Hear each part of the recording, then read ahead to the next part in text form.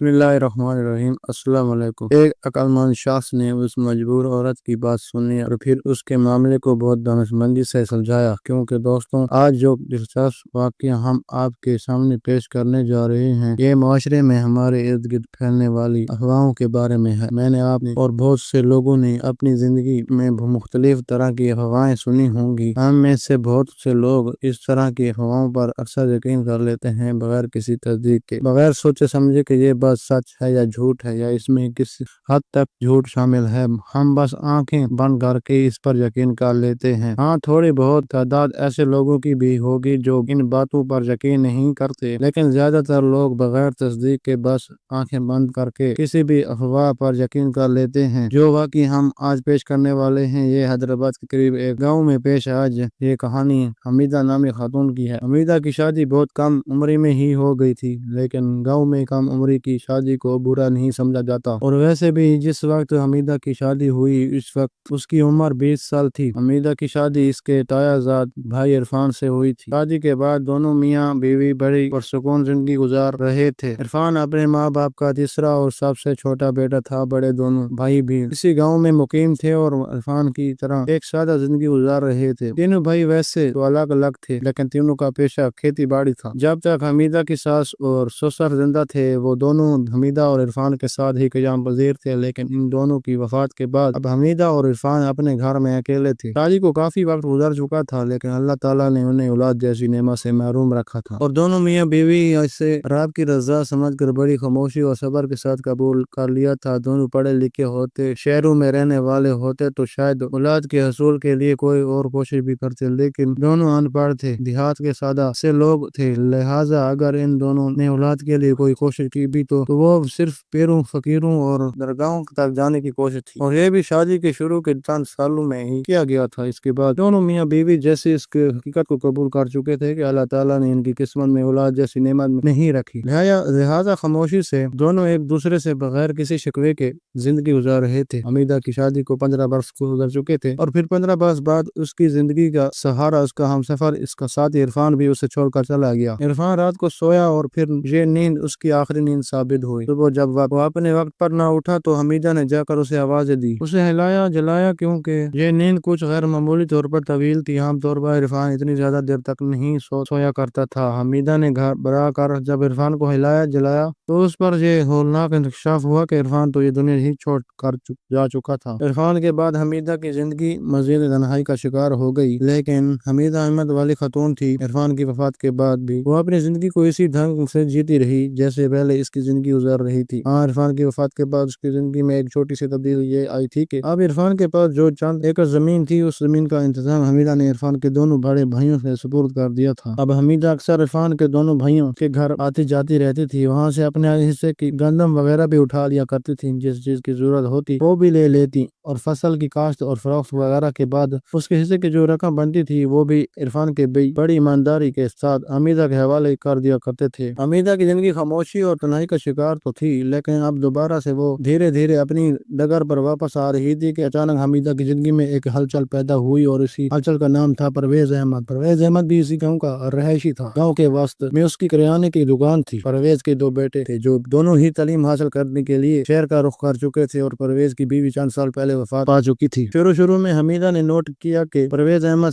उससे आते जाते टिकता रहता है, वो इस पर नजर रखता है, लेकिन हमीदा ने इस बात को नजरअंदाज कर दिया। लेकिन ये देखकर हमीदा हैरान रह गई कि परवेज अहमद ने एक और कदम आगे बढ़ाया और एक दिन हमीदा को गली में रुकने की कोशिश की। हमीदा ने उसकी किसी बात का कोई जवाब नहीं दिया, माथे पर बल डाले और परवेज की तरफ घोरा और तेज कदमों से अपने घर की राह ली। घर वापस आने के बाद हमीदा का दिल बुरी तरह से धड़क रहा था। हालांकि वो 35 वर्ष की थी, उसकी शादी को 15 साल गुजर चुके थे, वो कोई दोशीज़ा नहीं थी। इसके बावजूद वो बुरी तरह घबरा गई थी, और हैरत तो उससे परवेज की जरूरत पर हो रही थी कि वो उसे गली में रोकने की कोशिश कर रहा था। और हमीदा बेचारी चंद दिन उस बात पर बुरी तरह घबराती रही, परेशान रही, और गैर इरादी तौर पर ही इसने घर से निकलना भी कम कर दिया था। लेकिन हफ्ता 10 दिन ही गुजरे थे कि हमीदा के पैरों तले से एक रोज जमीन ही निकल गई। दरवाजे पर दस्तक हुई और बर्तन धोते हुए वहीं छोड़कर हमीदा उठी, अपने दुपट्टे से हाथ साफ किए और दरवाजे की तरफ कदम बढ़ाए। अक्सर गली के बच्चे हमीदा के घर आया जा करते थे। लड़कियां उसके पास बैठकर सिलाई कढ़ाई किया करती थी, या किसी बच्चे के खेलते हुए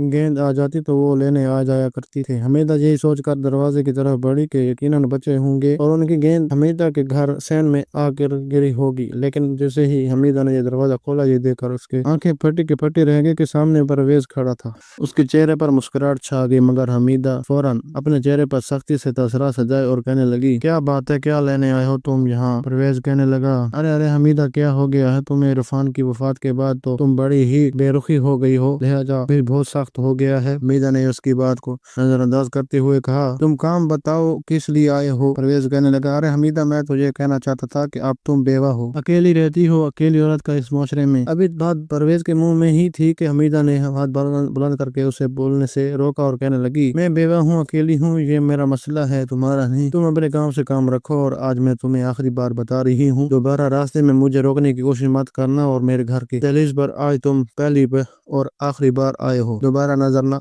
आए तो तुम्हारा वो हशर करूंगी कि तुम अपनी शक्ल शीशे में पहचान नहीं सकोगी। अब निकलो यहाँ से। ये कहकर हमीदा ने जोर से दरवाजा बंद कर दिया। उसे यकीन था कि परवेज के लिए रद्द-ए-अमल गैर मामूली होगा और दूसरी तरफ परवेज भी दरवाजे के बाहर कई मिनट खड़ा रहा। इसका सांस भाप की तरह चल रहा था और उसे वाकया का यकीन नहीं आ रहा था कि ये औरत इस कदर बदतमीज निकली। उससे में तेज तेज सांस लेते हुए वो अपनी दुकान की तरफ बढ़ गया और उस दिन के बाद जब हमीदा ने परवेज की किसी भी पेशकदमी का मुंह तोड़ जवाब दे दिया, परवेज ने हमीदा के खिलाफ जहर उगलना शुरू कर दिया। वो जहाँ जिस जगह भी खड़ा होता हमीदा के खिलाफ बातें करने लगा। गाँव के मर्दों के पास, नौजवान लड़कों के पास, खास तौर पर गांव के शरारती नौजवानों के टोलों के पास वो हमीदा के बारे में बुरी बातें करने लगा। हमीदा के किरदार पर कीचड़ उछालने लगा और महज 15 से 20 दिनों में ही पूरे गांव में हमीदा के खिलाफ तरह तरह की बातें गर्दिश करने लगी थी। पहले गांव के मर्द, औरतें, वहां के बच्चों के कानों तक भी हमीदा के खिलाफ ये बातें पहुंच चुकी थी और अब हमीदा को भी इस बात का इल्म हो चुका था। हमीदा हैरान थी, परेशान थी और कई बार तो रो भी चुकी थी कि आखिर ये क्या हो रहा है, कौन इसके किरदार पर कीचड़ उछाल रहा है। एक दिन अचानक से उसे याद आया कि ये न हो परवेज है, क्योंकि हमीदा ने उसे बुरी तरह झाड़ पिला कर रुखसत किया था और वही अब हमीदा के खिलाफ गांव भर में ये जहर उगल रहा था। और फिर हमीदा ने 2-4 औरतों से बात करने के बाद उस बात की तस्दीक भी कर ली कि कौन हमीदा के खिलाफ ये बातें कर रहा है। हमीदा के जानने वाली अक्सर औरतों ने उसे बताया कि वो वाकया ये सच है, ये जहर उगलने वाला कोई और नहीं परवेज ही है। चंद दिन तो हमीदा उस बात को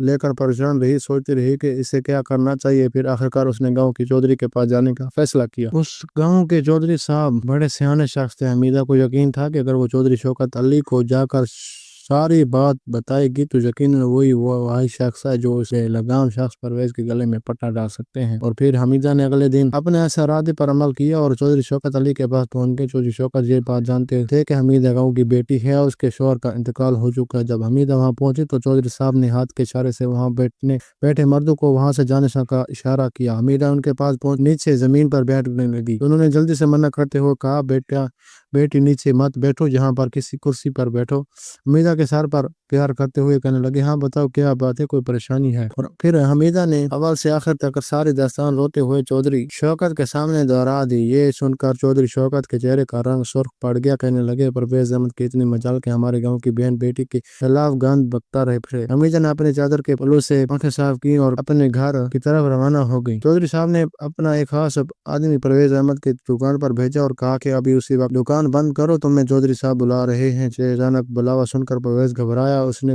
दुकान बंद की और चौधरी के आदमी के पीछे पीछे चलता हुआ चौधरी साहब के डेरे पर पहुंच गया। सारे रास्ते वो यही सोचता रहा कि अल्लाह खैर करे, चौधरी साहब ने अचानक मुझे क्यों बुला लिया। इसके वहम गुमान में भी नहीं था कि हमीदा इतनी जल्दी करेगी कि ये सारा मामला चौधरी शौकत के सामने जाकर रख देगी। और चौधरी साहब ने बेहद अक्लमंदी का मुजाहरा करते हुए परवेज अहमद से भी अलहदगी में बात की। उन्होंने जैसे ही हमीदा के साथ पेश होने वाला सारा वाकया परवेज के सामने दोहराया और उससे पूछा तो परवेज ने इस बात को मानने से साफ इनकार कर दिया। लेकिन चौधरी शौकत ने सख्त और गिरद से दार लहजे में कहा, मैं झूठ सुनने का आदी नहीं हूँ, मुझे सिर्फ एक बात बताओ कि तुमने हमीदा पर बुहतानबाजी की है। चौधरी साहब का सख्त लहजा देकर परवेज अहमद और भी घबरा गया। उसे अब यकीन हो चुका था कि वो बुरी तरह फंस चुका है, लिहाजा उसने जल्दी से हाथ बांधने और चौधरी साहब के पास नीचे बैठ गया और गड़गड़ाने लगा। चौधरी साहब, माफ कर दीजिए, मेरी नियत तो बुरी नहीं थी, मैं बस हमीदा से निकाह करना चाहता था, लेकिन उसने मुझे बुरी तरह झड़क दिया। उसे में मैंने उसके खिलाफ बातें की, फैलाने शुरू कर दी। आप मुझे माफ कर दें। जैसे परवेज अहमद ने अपनी गलती को तस्लीम किया, चौधरी साहब के चेहरे पर मुस्कुराहट बिखर गई। उन्होंने कहा, ऐसे नहीं परवेज अहमद, कल मैं गाँव में मर्दों की एक बड़ी नशिस्त रखूंगा, इसमें फैसला होगा। परवेज अहमद ने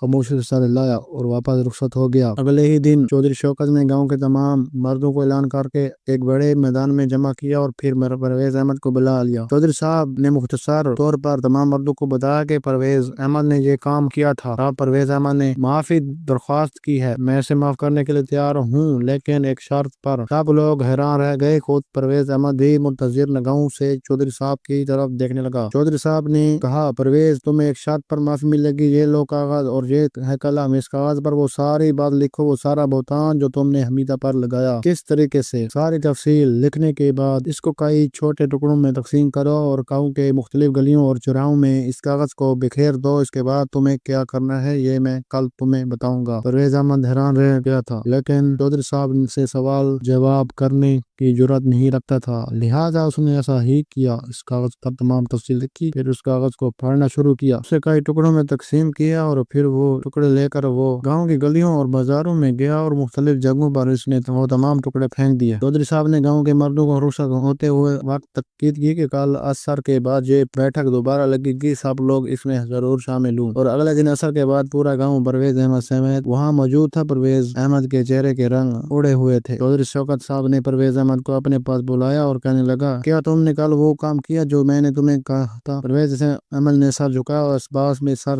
ہلاتے ہوئے کہا، جی ہاں چودھری صاحب، جیسا آپ نے کہا تھا میں نے ویسا ہی کیا۔ اس کاغذ کو ٹکڑوں میں تقسیم کرنے کے بعد میں نے گاؤں کے مختلف گلیوں اور چوراہوں میں اسے بکھیر دیا تھا۔ چودھری صاحب نے کہا، جب آپ وہ پورا کاغذ اکٹھا کر کے لے آؤ، ایک لفظ موجود ہونا چاہیے، مجھے وہ ساری باتیں لکھی ہوئی واپس چاہیے جو تم نے اس کاغذ پر لکھی تھی، وہ مکمل تحریر ایک جگہ مل جائے۔ پرویز احمد حیران و پریشان چودھری صاحب کو دیکھتا رہ گیا۔ اس نے بڑی مشکل سے تھوک نکال کر کلوں کو ترک کیا، کہنے لگا، چودھری صاحب یہ آپ کیسی باتیں کر رہے ہیں؟ وہ کاغذ ہزاروں ٹکڑوں میں تقسیم ہو چکا تھا اور گاؤں کی گلیوں میں بکھر چکا تھا، اب تو وہ کہاں کہاں پہنچ چکا ہوگا۔ میں اس کاغذ کو کس طرح اکٹھا کر سکتا ہوں؟ پوری تحریر کو جمع کرنا مشکل ہے، اب تو وہ ٹکڑے بہت دور نکل گئے ہوں گے۔ پرویز احمد نے اپنی بات ختم کی تو چودھری شوکت نے مسکراتے ہوئے بلند آواز میں کہا، یہی بات میں تمہیں سمجھانا چاہتا تھا پرویز احمد، جس طرح یہ کاغذ کے ٹکڑے گاؤں کی گلی میں بکھر گئے اور اب اکٹھے کرنے میں مشکل ہے تو وہ بہت دور نکل گئے ہیں، اس طرح جو بہتان بازی تم نے حمیدہ پر کی وہ تمام گاؤں میں پھیل چکی ہے، اب ان باتوں کو واپس لانا ناممکن ہے۔ ناممکن سی بات ہے، تم ایک بیوہ اور پاک باز عورت پر بہتان باندھا، اس کے خلاف زہر اگلا اور وہ زہر